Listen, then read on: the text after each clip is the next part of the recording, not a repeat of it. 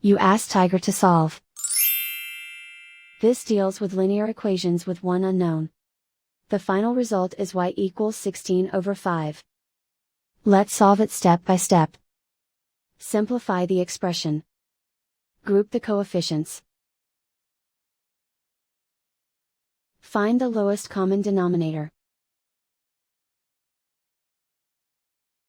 Multiply the denominators. Multiply the numerators. Combine the fractions.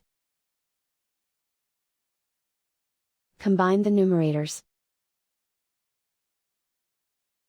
Isolate the x.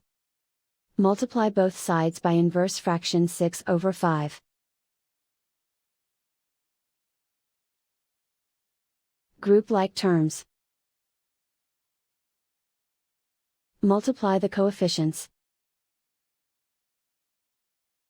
Simplify the fraction. Multiply the fractions. Simplify the arithmetic.